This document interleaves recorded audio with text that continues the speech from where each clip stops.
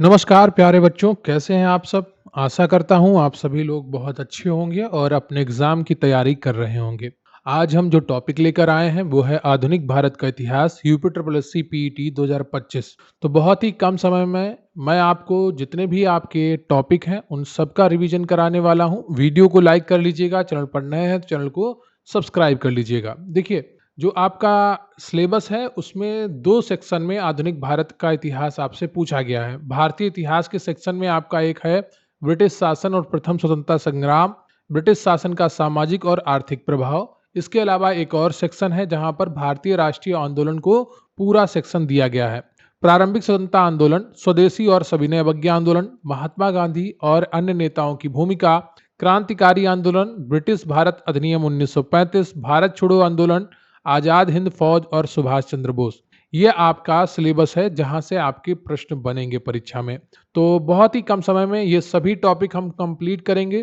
तो वीडियो को लाइक कर लीजिए, चैनल पर नए हैं चैनल को सब्सक्राइब कर लीजिए और वीडियो को अंत तक देखते रहिएगा। निश्चित रूप से आपका पूरा सिलेबस तैयार हो जाएगा बहुत ही कम समय में।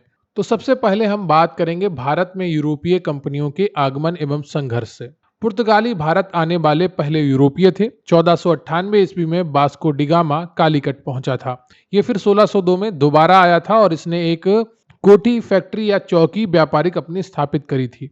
फ्रांसिस्को डी अल्मेडा भारत में पहला पुर्तगाली वायसराय था। उसने 1505 से 1509 तक भारत में शासन किया। उसने ब्लू वाटर पॉलिसी, शांत जल नीति अपनाई थी। कई बार परीक्षाओं में ब्लू वाटर पॉलिसी से जुड़े हुए प्रश्न आए हैं, तो ध्यान रखिएगा। अल्फांसो डी अल्बुकर्क को पुर्तगाली शक्ति का वास्तविक संस्थापक माना जाता है। उसने 1510 में बीजापुर के शासक यूसुफ आदिल शाह से गोवा पर कब्जा किया था। पुर्तगालियों ने भारत में तंबाकू की खेती, प्रिंटिंग प्रेस, 1556 में गोवा में पहली और जहाज निर्माण की शुरुआत की। डच भारत आने वाले दूसरे यूरोपीय थे। 1602 में Dutch east India company BOC की स्थापना हुई थी। डचों ने अपनी पहली फैक्ट्री मूसलीपट्टनम में 1605 ईस्वी में स्थापित की थी। उन्होंने पुलिकट को अपना मुख्यालय बनाया और वहां सोने के सिक्के, पैगोडा ढाले। बेदरा का युद्ध 1759 में होता है। अंग्रेजों ने डचों को निर्णायक रूप से पराजित किया और भारत में उनकी शक्ति समाप्त कर दी। अंग्रेज भारत आने वाले तीसरे यूरोपीय थे। 1600 ईस्वी में ब्रिटिश ईस्ट इंडिया कंपनी की स्थापना हुई। ईस्ट इंडीज के व्यापारियों की कंपनी थी। कैप्टन हॉकिंस 1608 में जहांगीर के दरबार में आया, जबकि सर थॉमस रो 1615 ईस्वी में जहांगीर के दरबार में आया था, जिसने व्यापारिक रियायतें मांगी थी, यानी कि व्यापारिक छूट मांगी थी। अंग्रेजों ने अपनी पहली अस्थायी फैक्ट्री मूसलीपट्टनम में 1611 में और पहली स्थायी फैक्ट्री सूरत में 1613 में स्थापित की थी। फ्रांसीसी भारत आने वाले सबसे आखिरी यूरोपीय थे। 1664 ईस्वी में फ्रांसीसी ईस्ट इंडिया कंपनी कंपनी डेस इंडेस ओरिएंटल्स की स्थापना काल्वर्ट द्वारा की गई थी।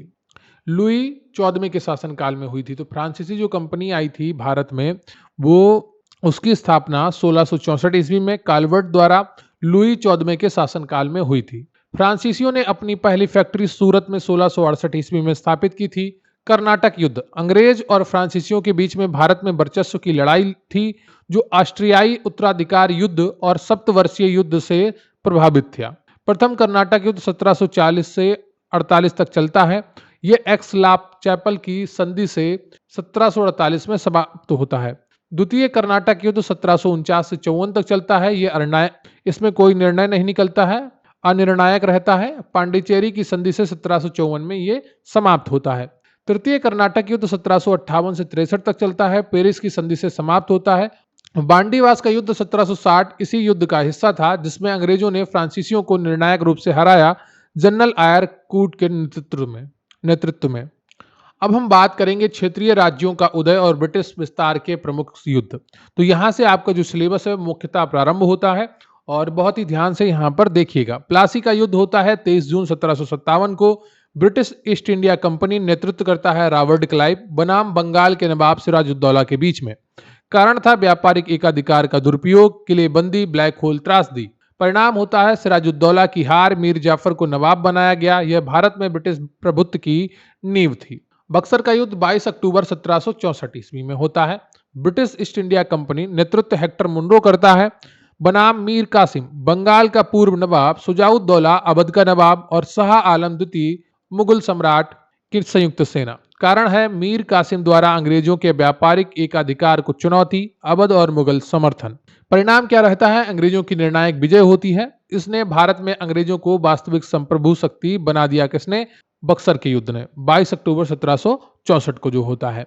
इलाहाबाद की संधि होती है इसके बाद 1765 में। बक्सर युद्ध के बाद रॉबर्ट क्लाइव ने शाह आलम द्वितीय से बंगाल, बिहार और उड़ीसा की दीवानी राजस्व संग्रह का अधिकार प्राप्त कर लिया। अवध के नवाब से कड़ा और इलाहाबाद लिया गया। मैसूर राज्य, हैदर अली और टीपू सुल्तान प्रमुख शासक थे। इसके प्रथम आंग्ल मैसूर युद्ध मद्रास की संधि से समाप्त होता है और हैदर अली की जीत होती है। 1767 से 69 तक ये युद्ध चलता है। द्वितीय आंग्ल मैसूर युद्ध 1780 से 84 तक चलता है। मंगलौर की संधि से समाप्त होता है। हैदर अली की युद्ध के दौरान मृत्यु हो जाती है 1782 में और टीपू सुल्तान इसे जारी रखता है। तृतीय आंग्ल मैसूर युद्ध 1790 से 92 तक होता है। श्रीरंगपट्टनम की संधि से यह समाप्त होता है। टीपू की हार होती है, उसे अपने आधे क्षेत्र अंग्रेजों को देने पड़े। चतुर्थ आंग्ल मैसूर युद्ध 1799 में होता है। लॉर्ड वेलेजली के समय में टीपू सुल्तान की मृत्यु हो जाती है। मैसूर पर अंग्रेजों का पूर्ण नियंत्रण स्थापित हो जाता है। मराठा साम्राज्य पेशवाओं के अधीन अपनी शक्ति के चरम पर पहुंचा। पानीपत का तीसरा युद्ध 14 जनवरी 1761। अहमद शाह अब्दाली अफगान और मराठों के बीच में यह युद्ध होता है। मराठों की भयानक हार होती है जिसने उनकी सर्वोच्चता को समाप्त कर दिया। इस युद्ध से पहले मराठों की सर्वोच्चता हुआ करती थी, लेकिन पानीपत के तीसरे युद्ध में उनकी सर्वोच्चता समाप्त हो जाती है। प्रथम आंग्ल मराठा युद्ध 1775 से 82 में होता है। सालबाई की संधि से 1782 में समाप्त होता है। वारन हेस्टिंग्स के समय में यह युद्ध होता है। द्वितीय आंग्ल मराठा युद्ध 1803 से 5 में होता है। लॉर्ड वेलेजली के समय में बेसिन की संधि से यह समाप्त होता है। मराठा शक्ति को काफी कमजोर कर दिया गया। तृतीय आंग्ल मराठा युद्ध 1817 से 18 में होता है। लॉर्ड हेस्टिंग्स के समय में होता है। मराठा शक्ति का पूर्ण अंत हो जाता है। पेशवा का पद समाप्त कर दिया गया। बाजीराव द्वितीय को कानपुर के निकट बिठूर भेज दिया जाता है।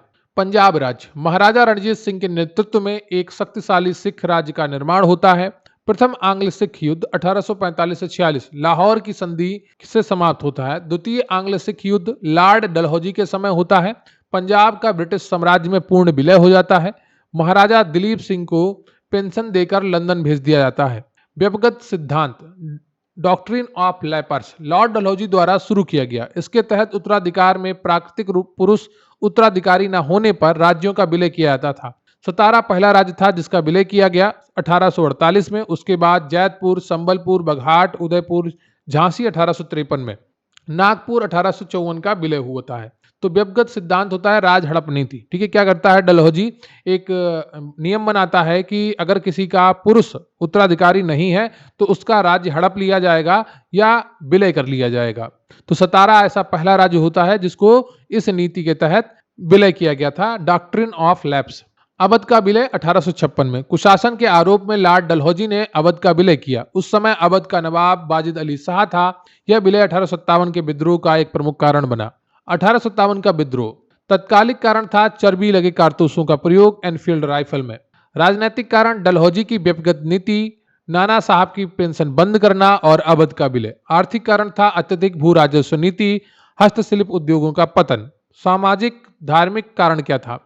ईसाई मिशनरियों की गतिविधियां, सती प्रथा उन्मूलन, विधवा पुनर्विवाह अधिनियम। शुरुआत होती है 29 मार्च 1857 को बैरकपुर में मंगल पांडे द्वारा इसका विरोध होता है और 10 मई 1857 को मेरठ से सैनिकों द्वारा विद्रोह किया जाता है। पहले शहीद होते हैं मंगल पांडे, इनको फांसी दी जाती है। विद्रोह के प्रमुख केंद्र और नेतृत्वकर्ता दिल्ली में बहादुर शाह द्वितीय और वक्त खान नेतृत्व करते हैं। ब्रिटिश दमन जॉन निकलसन द्वारा। लखनऊ में बेगम हजरत महल नेतृत्व करती हैं, पूर्व नवाब की पत्नी होती हैं। इनका दमन करता है हेनरी लॉरेंस, मृत्यु और बाद में कॉलिन कैंपबेल। कानपुर में नाना साहब पेशवा बाजीराव द्वितीय के दत्तक पुत्र थे और तात्या टोपे वास्तविक नाम रामचंद्र पांडुरंग। ब्रिटिश दमन सर कॉलिन कैंपबेल ने किया। झांसी की रानी रानी लक्ष्मीबाई, मूल नाम मणिकर्णिका। यहाँ पर जो ब्रिटिश का सेनापति होता है वो ह्यूग रोज होता है। फैजाबाद से मौलवी अहमदुल्ला करते हैं, अहमदुल्ला, ठीक है। और बरेली से खान बहादुर खान करते हैं। बिहार जगदीशपुर से कुंवर सिंह करते हैं। वृद्ध जमींदार थे ये। विद्रोह के प्रतीक कमल और रोटी हुआ करता था। विद्रोह की प्रकृति बीडी सावरकर, भारत का प्रथम स्वतंत्रता संग्राम। बीडी सावरकर ने इसे भारत का प्रथम स्वतंत्रता संग्राम कहा। आरसी मजूमदार ने कहा ना तो प्रथम, ना ही राष्ट्रीय और ना ही स्वतंत्रता संग्राम। डिजराइल ने राष्ट्रीय विद्रोह कहा। विद्रोह के बाद परिणाम क्या होते हैं? भारत सरकार अधिनियम 1858 पारित होता है। भारत का शासन ईस्ट इंडिया कंपनी से छीनकर ब्रिटिश ताज के अधीन आ जाता है। गवर्नर जनरल का पद वायसराय में बदला जाता है। लॉर्ड कैनिंग पहला वायसराय बनता है। ये आखिरी गवर्नर जनरल था और यही बाद में पहला वायसराय बनता है। सेना का पुनर्गठन। भारतीय सैनिकों की संख्या कम की गई, यूरोपीय सैनिकों की संख्या बढ़ाई गई। भारतीय रियासतों के प्रति ब्रिटिश नीति में बदलाव किया गया, विलय नीति को त्यागा गया। धार्मिक मामलों में हस्तक्षेप की नीति का वादा किया गया। अब हम बात करेंगे ब्रिटिश शासन के दौरान सामाजिक धार्मिक सुधार आंदोलन की, जो आपकी परीक्षा में बहुत ही बड़ा सिलेबस का हिस्सा है। राजा राम मोहन राय 1772 से 1833 तक क्रियान्वित रहते हैं। इन्हें आधुनिक भारत का जनक और भारतीय राष्ट्रवाद का पैगंबर कहा जाता है। दोनों बहुत ही इंपॉर्टेंट पॉइंट है, इनको याद रखिएगा। 1815 में आत्मीय सभा की स्थापना की जाती है। उम्मीद करता हूं बच्चों कि आप लोग बहुत ही ध्यान से इस पूरी क्लास को पढ़ रहे होंगे, समझ रहे होंगे। एक एक पॉइंट बहुत ही इंपॉर्टेंट है। हो सकता है आपको थोड़ा तेज लग रहा हो, लेकिन ये रिवीजन क्लास है तो यहाँ पर हमें थोड़ा तेज चलना होगा। 1828 में ब्रह्म समाज की ये स्थापना करते हैं, जिसका उद्देश्य एकेश्वरवाद को बढ़ावा देना और मूर्ति पूजा का विरोध करना था। लॉर्ड विलियम बेंटिक के सहयोग से 1829 में सती प्रथा के उन्मूलन में महत्वपूर्ण भूमिका निभाते हैं। कौन? राजा राम मोहन राय। पत्रिकाएं इनकी दो थीं, संवाद कौमुदी बंगाली में थी और मिरात उल अखबार फारसी में था। मुगल सम्राट अकबर द्वितीय ने इन्हें राजा की उपाधि दी थी। तो पूछा जाए अगर आपसे कि राजा राम मोहन राय को किसने राजा की उपाधि दी थी, तो मुगल सम्राट अकबर द्वितीय ने दी थी। स्वामी दयानंद सरस्वती 1824 से 1883। मूल नाम इनका मूल शंकर होता है और 1875 में आर्य समाज की स्थापना करते हैं। मुख्यालय इसका लाहौर होता है। ठीक है। राजा राम मोहन राय जो स्थापना करते हैं वो करते हैं आत्मीय सभा की। कब करते हैं? 1815 में, ध्यान रखिएगा।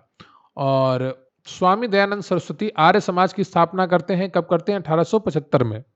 ब्रह्म समाज की राजा राम मोहन राय स्थापना करते हैं 1828 में। ये तीनों आप याद रखिएगा, आत्मीय सभा, ब्रह्म समाज और आर्य समाज। आर्य समाज का जो प्रसिद्ध नारा था वो वेदों की ओर लौटो था और इनकी पुस्तक थी सत्यार्थ प्रकाश, जो हिंदी में प्रकाशित हुई थी, स्वामी दयानंद सरस्वती की। शुद्धि आंदोलन इन्होंने चलाया, जिसका उद्देश्य उन हिंदुओं को वापस लाना था जिन्होंने इस्लाम या ईसाई धर्म अपना लिया था। गाय संरक्षण के लिए गोरक्षणी सभा की भी स्थापना की थी। किसने? स्वामी दयानंद सरस्वती ने। अब हम बात करेंगे स्वामी विवेकानंद की 1863 से 1902। मूल नाम इनका नरेंद्र नाथ दत्त था। 1897 में अपने गुरु रामकृष्ण परमहंस के नाम पर रामकृष्ण मिशन की इन्होंने स्थापना की, जिसका उद्देश्य समाज सेवा और शिक्षा का प्रसार करना था। 1893 में शिकागो अमेरिका में आयोजित विश्व धर्म संसद में उनके भाषण ने विश्व भर में ख्याति प्राप्त की। उनका शब्द था, उठो जागो और तब तक मत रुको जब तक लक्ष्य प्राप्त ना हो जाए। उनका ये प्रसिद्ध वाक्य है जो कई बार परीक्षाओं में पूछा गया है। अब हम बात करेंगे ज्योतिबा फूले की 1827 से 1890। महाराष्ट्र के महान समाज सुधारक हैं। 1873 में सत्यशोधक समाज की स्थापना करते हैं, जिसका उद्देश्य निम्न जातियों के लोगों को शिक्षित करना और उनके अधिकारों की रक्षा करना। पुस्तक है इनकी गुलामगिरी, 1873 में जो प्रकाशित होती है। ज्योतिबा फूले की पुस्तक क्या है? गुलामगिरी। इनका समाज है सत्यशोधक समाज, जिसकी स्थापना ये 1873 में ही करते हैं। अपनी पत्नी सावित्रीबाई फूले के साथ मिलकर 1848 में भारत में लड़कियों के लिए ये पहला स्कूल खोलते हैं। सर सैयद अहमद खान 1817 से 1898 अलीगढ़ आंदोलन के प्रणेता रहे हैं। 1875 में अलीगढ़ में मोहम्मडन एंग्लो ओरिएंटल कॉलेज की स्थापना की, जो बाद में अलीगढ़ मुस्लिम विश्वविद्यालय बना। वैज्ञानिक विचारों और पश्चिमी शिक्षा को मुसलमानों के बीच में बढ़ावा देते हैं। अब बात करेंगे एनी बेसेंट की। 1847 से 1933 के बीच में ये भारत इनका जीवन काल रहता है। आयरलैंड की थियोसोफिस्ट और भारतीय स्वतंत्रता आंदोलन की समर्थक थी। 1879 में थियोसोफिकल सोसाइटी के सदस्य बनी और 1893 में ये भारत आती हैं। 1816 में बाल गंगाधर तिलक के साथ मिलकर होम रूल लीग आंदोलन ये शुरू करती हैं। 1917 में भारतीय राष्ट्रीय कांग्रेस की पहली महिला अध्यक्ष बनी और कलकत्ता अधिवेशन में बनी थी। उनकी पत्रिकाएं थी न्यू इंडिया और कॉमनवेल्थ। क्या? इनकी दो पुस्तकें थी, न्यू इंडिया और कॉमनवेल्थ। बहुत ही महत्वपूर्ण है, कई बार परीक्षाओं में पूछी गई हैं। 1917 में ये पहली बार किसी कांग्रेस महिला अध्यक्ष के रूप में शपथ लेती हैं कलकत्ता अधिवेशन में। अब हम बात करेंगे ईश्वरचंद विद्यासागर की। बंगाल के प्रसिद्ध समाज सुधारक और शिक्षाविद हैं ये। विधवा पुनर्विवाह के लिए अथक संघर्ष किया, जिसके परिणाम स्वरूप 1856 में लॉर्ड डलहौजी के समय विधवा पुनर्विवाह अधिनियम पारित हुआ। वीर सलिंगम पंतलू दक्षिण भारत में विधवा पुनर्विवाह आंदोलन के अग्रणी व्यक्ति रहे हैं। अब हम बात करेंगे भारतीय राष्ट्रवाद का उदय और भारतीय राष्ट्रीय कांग्रेस। बहुत ही महत्वपूर्ण टॉपिक है, यहां से आपको अपनी परीक्षा में एक प्रश्न देखने को मिल सकता है। भारतीय राष्ट्रीय कांग्रेस की स्थापना 28 दिसंबर 1885 को बंबई के गोकुलदास तेजपाल संस्कृत कॉलेज में एओ ह्यूम, एक सेना निवृत्त ब्रिटिश सिविल सेवक द्वारा होती है। पहला अधिवेशन बंबई में हुआ जिसमें 72 प्रतिनिधियों ने भाग लिया। अध्यक्ष डब्ल्यू.सी. बनर्जी व्योमेश चंद्र बनर्जी थे। कांग्रेस के गठन के समय भारत का वायसराय लॉर्ड डफरिन था। डफरिन ने कांग्रेस को सूक्ष्म अल्पसंख्यक कहा था। सुरेंद्र नाथ बनर्जी और आनंद मोहन बोस ने 1876 में इंडियन एसोसिएशन की स्थापना की, जो कांग्रेस से पहले की एक महत्वपूर्ण राष्ट्रवादी संस्था थी। अगर दादा भाई नौरोजी की बात करें तो भारत के वयोवृद्ध पुरुष कहलाते हैं और grand old man of India English में कहा जाता है। Poverty and un British rule in India पुस्तक इन्होंने लिखी, जिसमें धन निकासी सिद्धांत दिया। कई बार परीक्षाओं में ये पूछे गए टर्म है, तो आप इनको ध्यान रखिएगा। 3 बार कांग्रेस के अध्यक्ष रहे हैं, 1886 में, 1893 में और 1906 में। 1906 के कलकत्ता अधिवेशन में पहली बार स्वराज शब्द का प्रयोग किया गया। ठीक है, तो कई बार परीक्षाओं में इनसे जुड़े हुए प्रश्न आते हैं, तो यहाँ पर आपका प्रश्न बन सकता है। वो भी अब देखने में आया है कि जो आपका आयोग है वो कथन बनाकर आपके प्रश्न पूछने लगा है। 1, 2, 3, 4 कथन देता है, फिर उनमें से कौन से कथन सही हैं, कौन से गलत हैं, इस आधार पर आपसे प्रश्न करता है। तो ये सारी जानकारी कथनों के रूप में आपके सामने वहां पर रखी जा सकती है और आपसे प्रश्न पूछे जा सकते हैं। दादा भाई नौरोजी 3 बार कांग्रेस के अध्यक्ष बनते हैं, 86, 93 और 1906 में। बंगाल का विभाजन 1905 में होता है लॉर्ड कर्जन द्वारा। 16 अक्टूबर 1905 से प्रभावी होता है। प्रशासनिक सुविधा का बहाना बनाकर फूट डालो और राज करो की नीति के तहत यह किया गया। स्वदेशी आंदोलन की अगर बात करें तो यह 1905 में देखने को मिलता है। बंगाल विभाजन के विरोध में शुरू होता है। इसमें विदेशी वस्तुओं का बहिष्कार और राष्ट्रीय शिक्षा को बढ़ावा दिया गया। वंदे मातरम इस आंदोलन का मुख्य गीत बन गया। अब हम बात करेंगे मुस्लिम लीग की स्थापना 30 दिसंबर 1906 को ढाका में आगा खान, नवाब सलीमुल्लाह खान और मोहसिन उल मुल्क द्वारा की जाती है। सूरत अधिवेशन 1907 में अध्यक्ष होते हैं रास बिहारी बोस। कांग्रेस का विभाजन नरम दल और गरम दल में होता है। नरम दल को उदारवादी दल कहते हैं, गरम दल को उग्रवादी दल कहते हैं। नरम दल संवैधानिक तरीकों में विश्वास रखते थे, जबकि गरम दल प्रत्यक्ष कार्रवाई और सामूहिक आंदोलन के पक्षधर थे। फिर आता है मार्ले मिंटो सुधार, यहाँ पर मार्ले होगा, ठीक है। मार्ले मिंटो सुधार अधिनियम, जिसे भारत परिषद अधिनियम 1909 के नाम से जाना जाता है। ब्रिटिश भारत सचिव मॉर्ले और वायसराय मिंटो के नाम पर इसका नाम मार्ले मिंटो सुधार रखा जाता है। मुसलमानों के लिए पृथक निर्वाचन मंडल की व्यवस्था की गई, जिसमें सांप्रदायिकता को वैधानिक रूप दिया गया। ये पाकिस्तान विभाजन की पहली नींव थी, ठीक है। दिल्ली दरबार 1911 जॉर्ज पंचम और क्वीन मैरी के भारत आगमन पर आयोजित किया गया। बंगाल विभाजन रद्द किया गया। भारत की राजधानी को कलकत्ता से दिल्ली स्थानांतरित करने की घोषणा हुई 1912 ईस्वी में। गदर पार्टी की स्थापना 1913 में देखने को मिलती है। सैन फ्रांसिस्को में लाला हरदयाल और सोहन सिंह भाकना द्वारा की जाती है।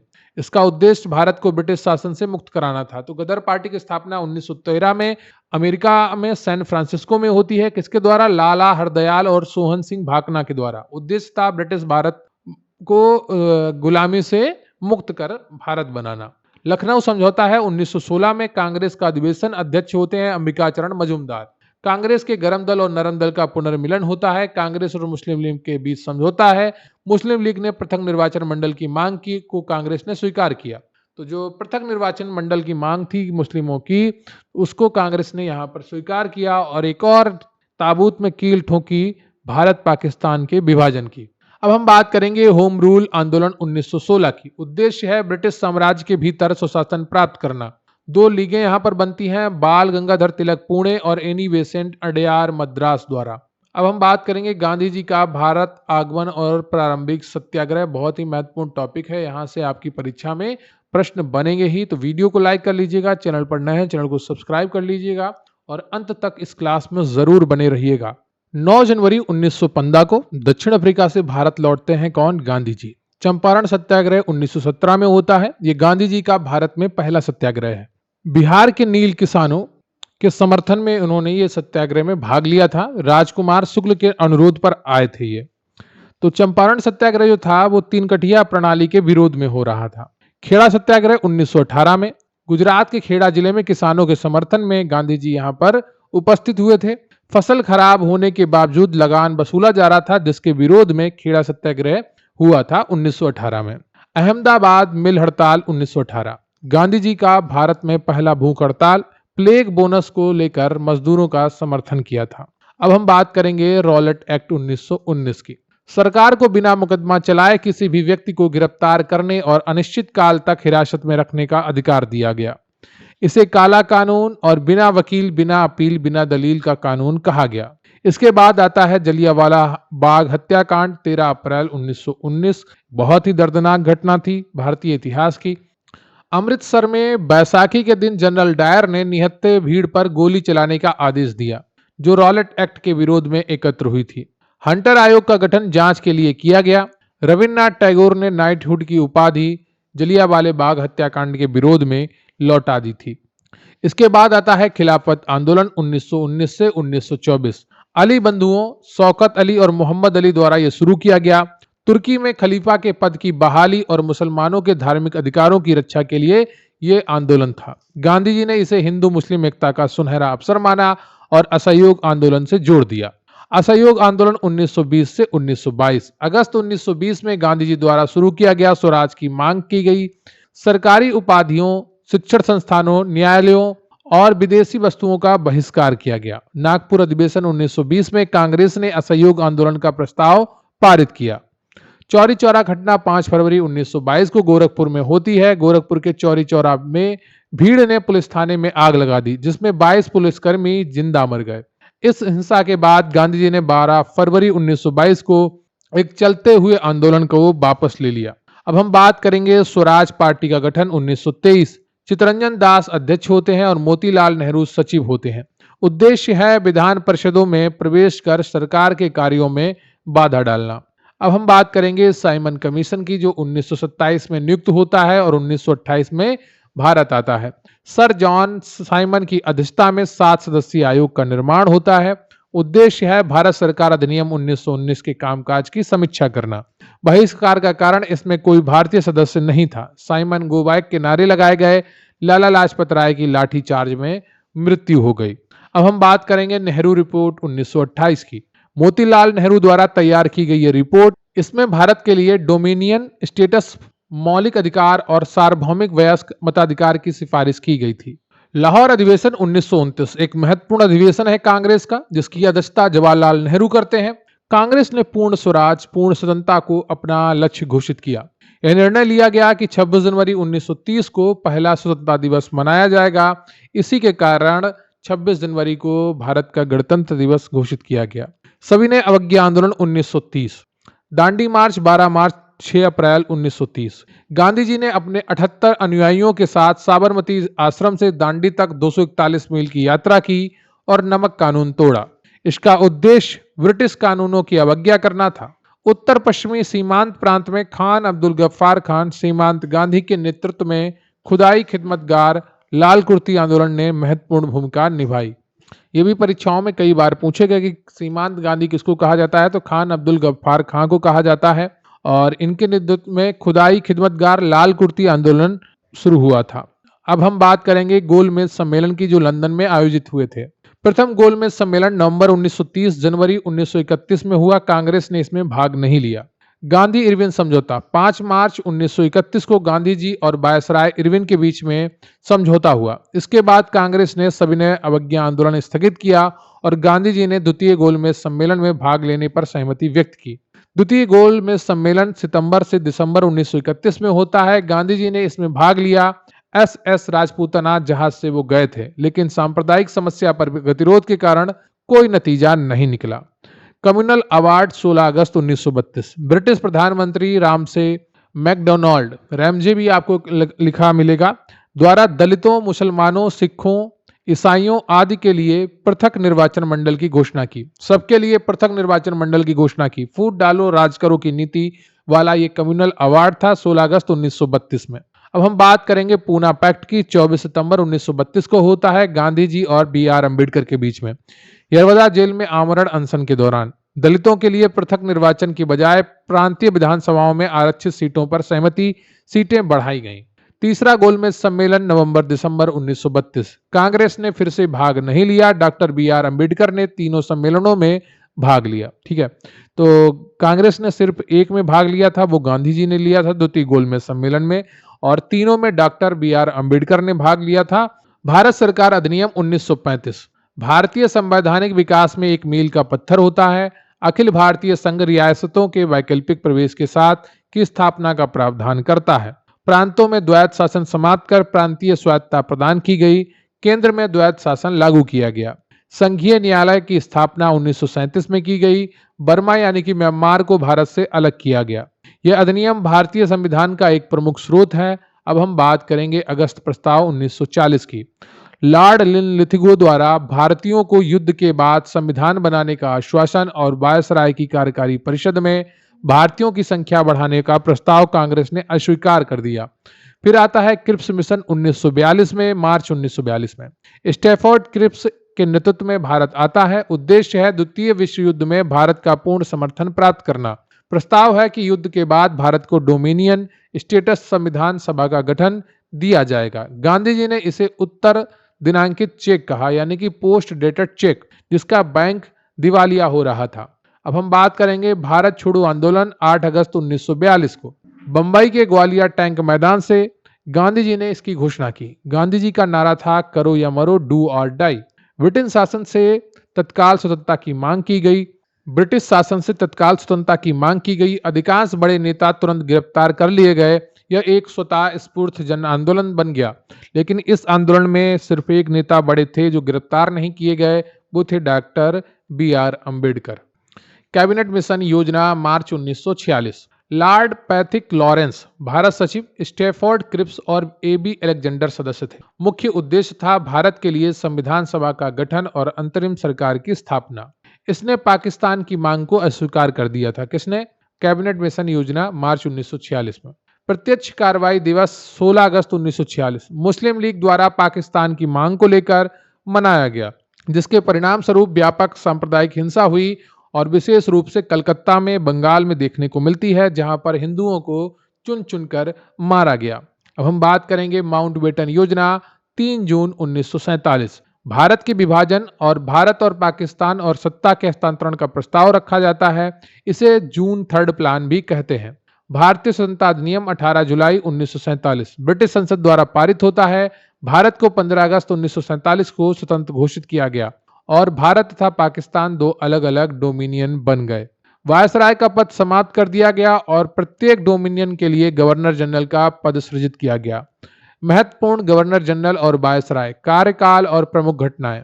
तो एक और महत्वपूर्ण टॉपिक है आपका महत्वपूर्ण गवर्नर जनरल और वायसराय। इसके अलावा कांग्रेस के सभी अधिवेशन महत्वपूर्ण हैं, उन सब के बारे में अब हम देखने वाले हैं। तो वीडियो को लाइक कर लीजिएगा, चैनल पर नए हैं चैनल को सब्सक्राइब कर लीजिएगा और क्लास को बिल्कुल भी छोड़कर भागिएगा नहीं, क्योंकि यहाँ से आपके कई सारे प्रश्न परीक्षा में सीधे सीधे बनने वाले हैं। वारन हेस्टिंग्स 1772 से 1785 ये बंगाल का पहला गवर्नर जनरल होता है। रेगुलेटिंग एक्ट 1773 पारित होता है इसके शासनकाल में। 1774 में कलकत्ता में सर्वोच्च न्यायालय की स्थापना होती है इसी के शासनकाल में। द्वैत शासन का अंत होता है 1772 में। पिट्स इंडिया एक्ट आता है 1784 में इसी के शासनकाल में। आंग्ल मराठा युद्ध और आंग्ल मैसूर युद्ध इसी के शासनकाल में होते हैं। किसके? वारन हेस्टिंग्स के। उस पर महाभियोग चलाया गया। किस पर? वारन हेस्टिंग्स पर। फिर अगला जो आता है आपका गवर्नर जनरल वो है लॉर्ड कॉर्नवालिस 1786 से 93। स्थायी बंदोबस्त की शुरुआत करता है 1793 में बंगाल, बिहार और उड़ीसा में। पुलिस सुधार करता है। सिविल सेवाओं को पुनर्गठित किया करता है, इसलिए इसे सिविल सेवाओं का जनक कहा जाता है। जो भारत में सिविल सेवाएं हैं उनका जनक किसको कहा जाता है? लॉर्ड कॉर्नवालिस को कहा जाता है। महत्वपूर्ण प्रश्न है, कई बार परीक्षाओं में पूछा गया है। तृतीय आंग्ल मैसूर युद्ध इसी के शासनकाल में होता है 1790 से 92। कॉर्नवालिस कोड शक्तियों का पृथक्करण ये लागू करता है। अगली जो बात है वो है लॉर्ड वेलेजली। यह है 1798 से लेकर 1805 तक शासन करता है। सहायक संधि प्रणाली की शुरुआत करता है जिसने भारतीय राज्यों को ब्रिटिश नियंत्रण में ला दिया। हैदराबाद पहला राज्य जिसने सहायक संधि स्वीकार की 1798। चौथा आंग्ल मैसूर युद्ध 1799 और टीपू सुल्तान की मृत्यु हो जाती है। दूसरा आंग्ल मराठा युद्ध 1803 से 1805। खुद को बंगाल का शेर कहता था कौन? Lord Wellesley. ठीक है, इसको सहायक संधि का जनक भी कहा जाता है। अगला है लॉर्ड विलियम बेंटिक, 1828 से 1835, भारत का पहला गवर्नर जनरल। ठीक है, ये भारत का पहला गवर्नर जनरल था। कौन? Lord William Bentinck. Charter act 1833 द्वारा ये बना था। सती प्रथा का अंत होता है 1829 में। ठगी प्रथा का दमन होता है 1829 में कर्नल स्लीमैन द्वारा। मैकाले की शिक्षा नीति 1835 लागू की गई, जिसमें अंग्रेजी को उच्च शिक्षा का माध्यम बनाया गया। अब हम बात करेंगे लॉर्ड डलहौजी की, जो 1848 से 1856 तक भारत का गवर्नर जनरल रहता है। व्यक्तिगत सिद्धांत डॉक्ट्राइन ऑफ लैप्स लागू किया। सतारा, झांसी, नागपुर आदि का विलय कर लिया, यानी कि इन राज्यों को हड़प लिया।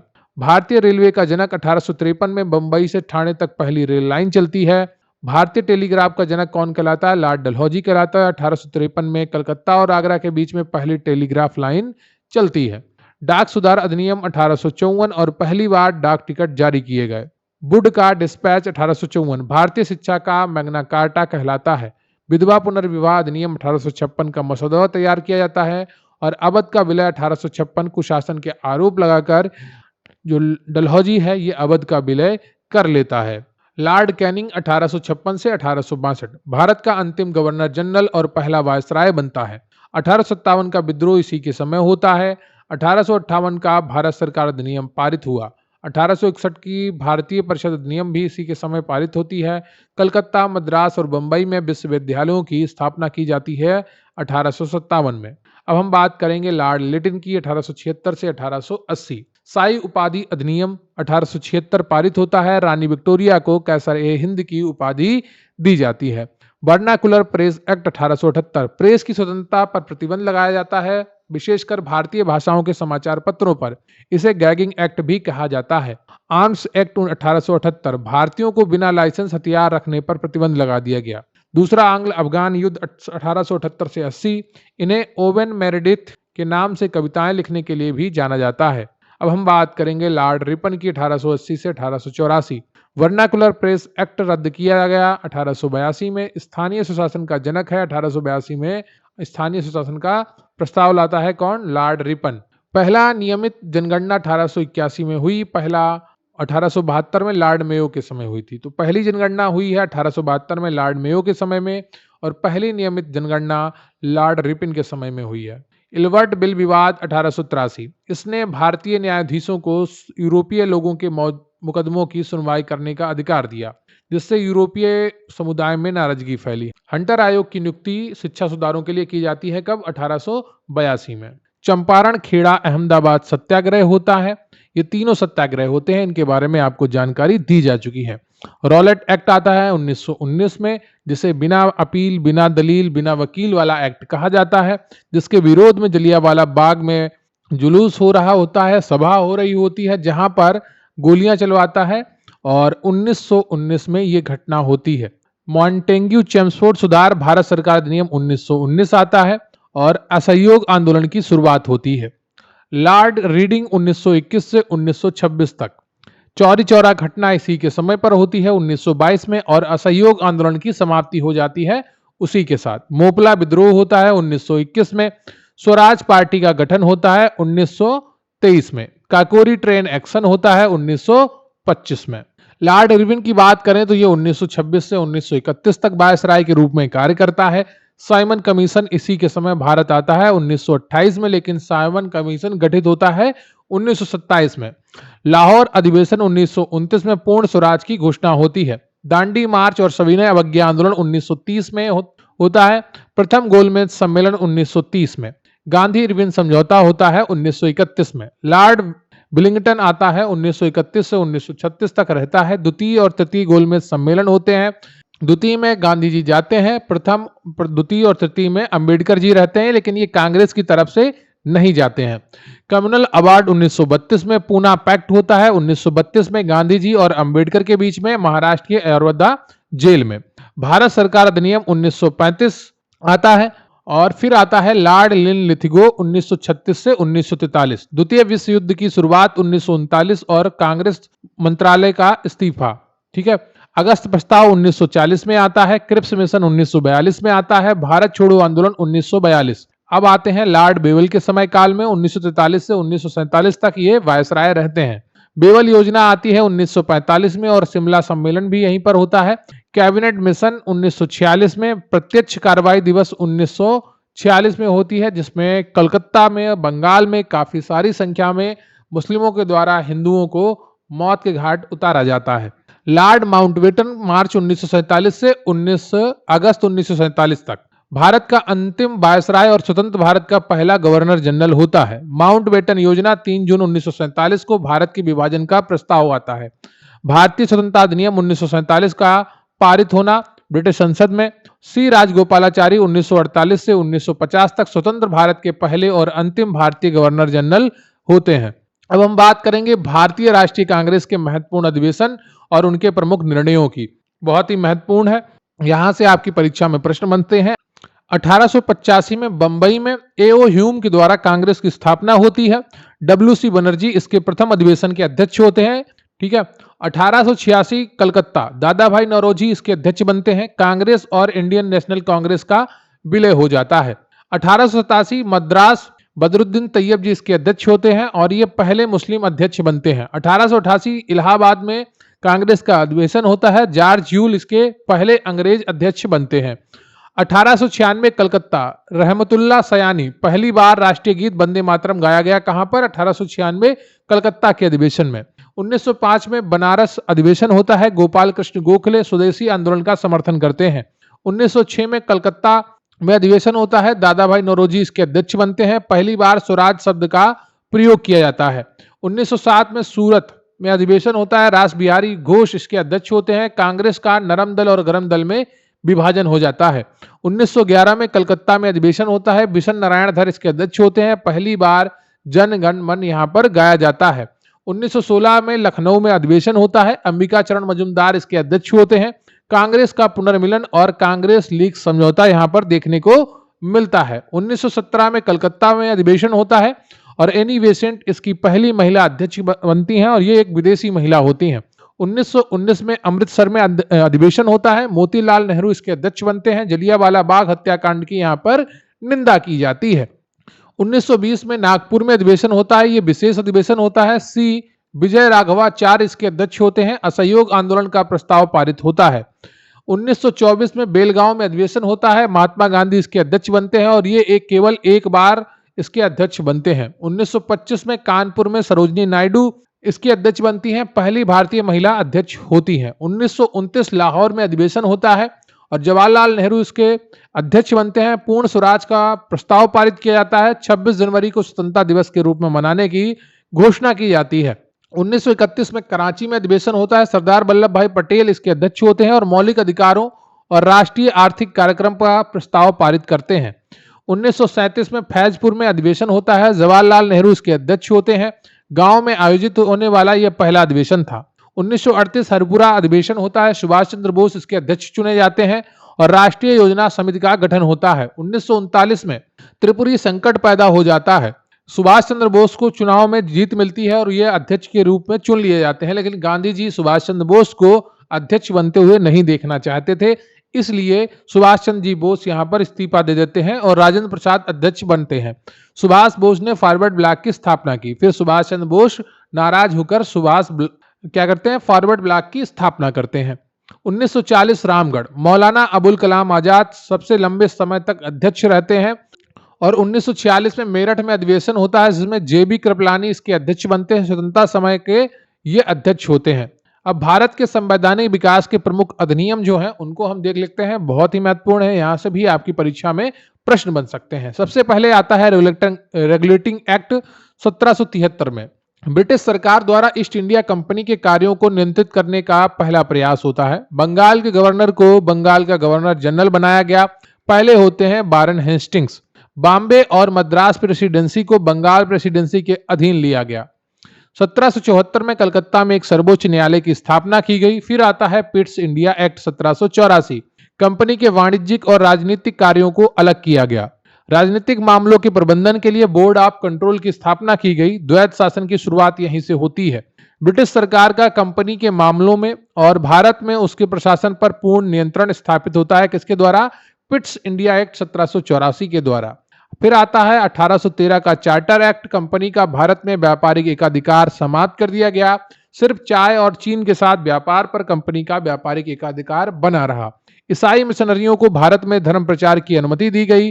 भारतीयों की शिक्षा पर प्रतिवर्ष 1 लाख रुपए खर्च करने का प्रावधान किया गया। फिर आता है चार्टर एक्ट 1833, कंपनी का व्यापारिक एकाधिकार पूरी तरह से समाप्त कर दिया गया। कंपनी का केवल एक प्रशासनिक निकाय बनकर रह गई। बंगाल के गवर्नर जनरल को भारत का गवर्नर जनरल बनाया गया। पहले बनते हैं लॉर्ड विलियम बेंटिक। तो 1833 का जो चार्टर एक्ट है बहुत ही महत्वपूर्ण है, क्योंकि यहां से कंपनी का व्यापारिक एकाधिकार समाप्त किया जाता है।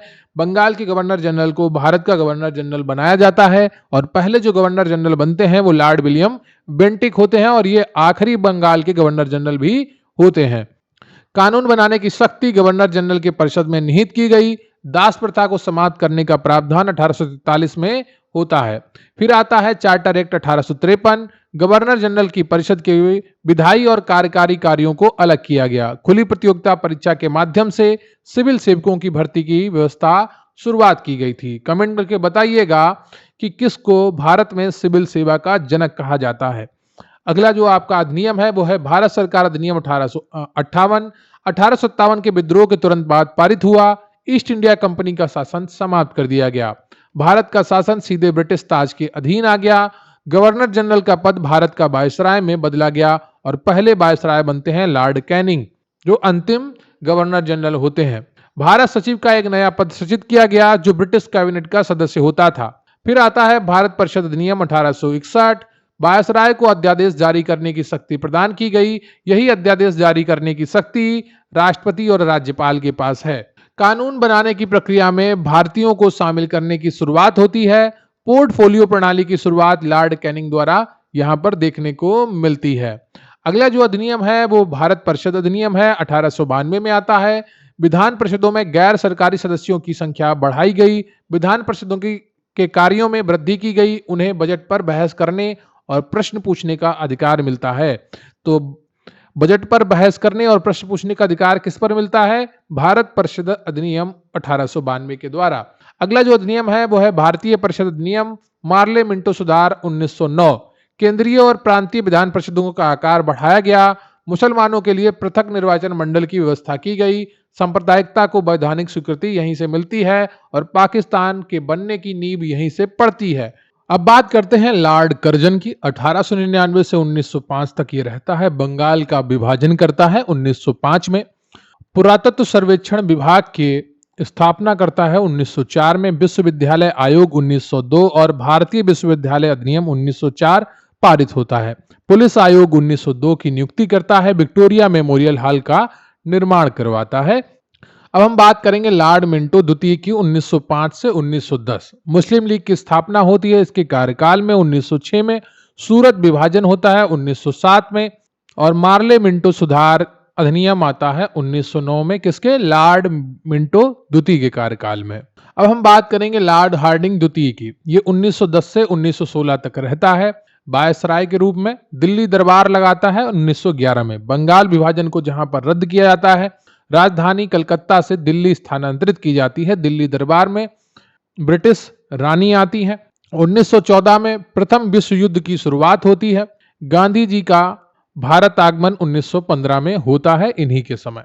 अब हम बात करेंगे लॉर्ड चेम्सफोर्ड की, जो 1916 से 1921 तक वायसराय रहते हैं।